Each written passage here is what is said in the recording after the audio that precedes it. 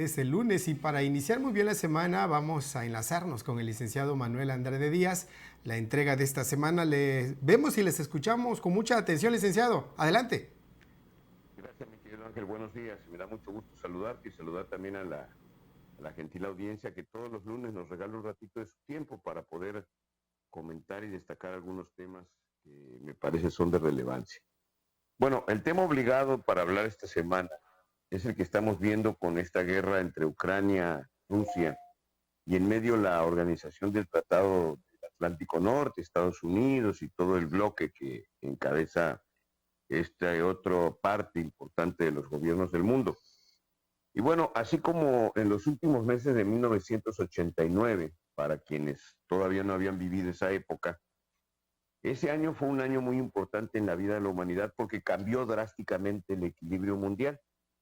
Terminó una era que había comenzado al finales de la década de los 40 eh, del siglo pasado, en lo que se llamó le llamaron la Guerra Fría. Y comenzaba una etapa nueva que algunas personas nunca concibieron que iba a configurarse. En 1989, el régimen soviético, el régimen comunista de la extinta Unión Soviética, se desbarató, se cayó a pedazos y se constituyó un nuevo orden mundial, ya que la rivalidad estratégica que había venido jugando Rusia con Estados Unidos y con las instituciones y países que representaban el capitalismo en ese entonces, pues se acabó, llegó a su fin. Durante el tiempo de esa llamada Guerra Fría, vivimos bajo la amenaza permanente de una guerra nuclear entre estas dos superpotencias. Quienes tenemos pues, ya más edad, nos tocó todavía vivir parte de ese fenómeno. Al término del comunismo, pues parecía haberse llegado a un momento en el cual esa amenaza finalmente había quedado desterrada.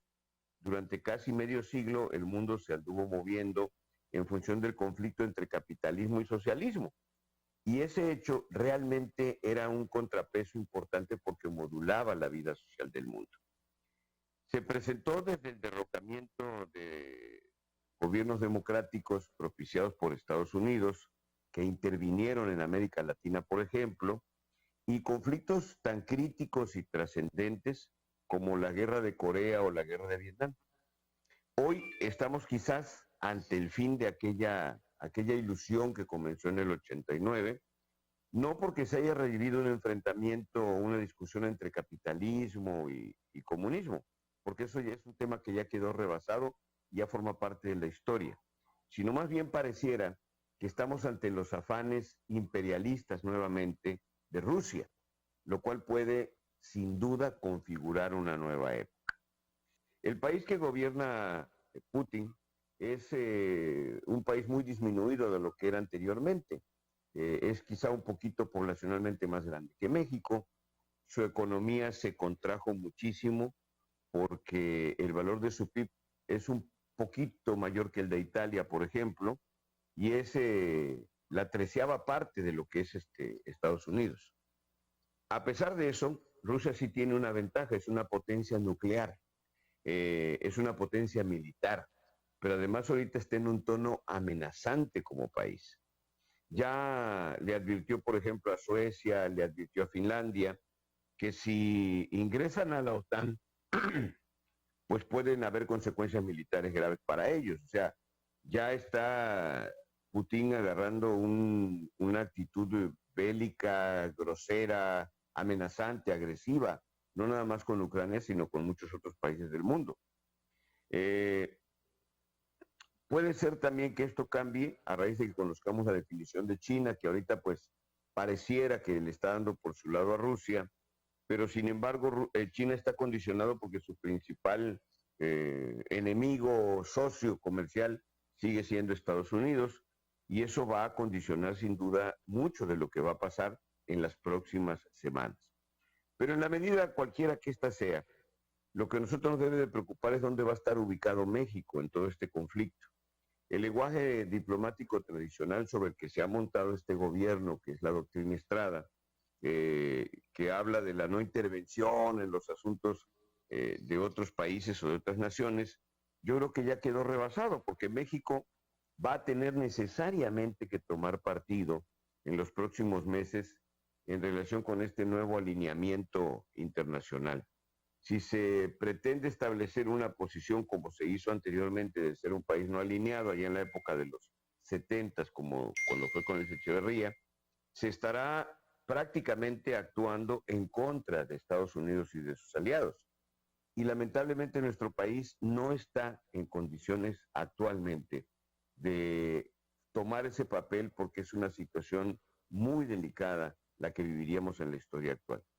Desde la década de los 90, cuando suscribimos el Tratado de Libre Comercio con Estados Unidos, y luego se ratificó en la forma del TEMEC, en la que López Obrador jugó un papel importante, pues prácticamente hicimos nuestra elección de dónde vamos a estar.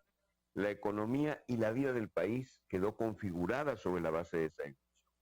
Las implicaciones económicas del conflicto no van a ser pocas, porque México, aunque va a haber alza del petróleo y va a haber alza del precio del gas, pues también nosotros importamos combustible. Y entonces vamos a tener, sin duda, una presencia importante de presión económica que vamos a tener que atender.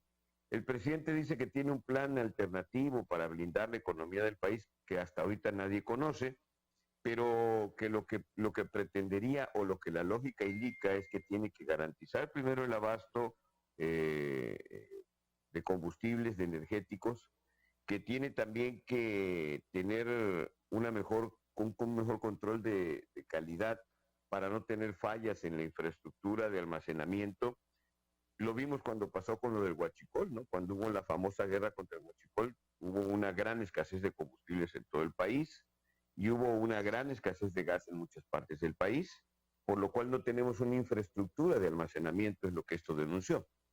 Entonces, esta tormenta que se está avecinando sobre esta economía ranqueante como la nuestra, pues prácticamente nos agarra en una encrucijada con los dedos en la puerta y con un gobierno que ya no puede más, como lo ha dicho el presidente, ¿no? Él ya dijo que ya no puede más, que ya se va a retirar terminando la elección. En el gobierno se aprecia pues desconcierto, cansancio de un mando muy disminuido, y ante esta agenda compleja, sin duda vamos a vivir nosotros meses interesantes, pero difíciles, en los cuales requerirá de mucha prudencia, de mucho análisis y sobre todo de un nuevo concepto de política que no estamos acostumbrados a manejar en México, que se llama la geopolítica. Jugar políticamente dentro de un nuevo contexto globalizado en el que el país tendrá que caminar no con la brújula extraviada que hasta ahorita se ha visto en muchos de estos temas internacionales, porque lo vimos con el nombramiento de los embajadores, ¿no? De Salmerón, de Jesús Rodríguez a Panamá, de Quirino Ordaz como representante de México en España, de muchos otros nombramientos que se han despreciado los perfiles necesarios para evitar precisamente que cuando sucedan cosas como estas, pues no tengamos la capacidad representativa suficiente para salir bien del conflicto. Y bueno, en esta ocasión pues se impuso la agenda internacional al tema de la semana y esperemos que la próxima ya podamos hablar de temas más locales y quizá más importantes para muchos en Tabasco. Gracias, Ángel. Le agradezco como siempre, licenciado, la aportación. Le mando un abrazo, le deseo excelente semana. Buenos días. Igualmente, buena semana para todos. Buen día. Es el comentario del licenciado Manuel Andrade Díaz. Como cada lunes, usted lo escucha en este espacio.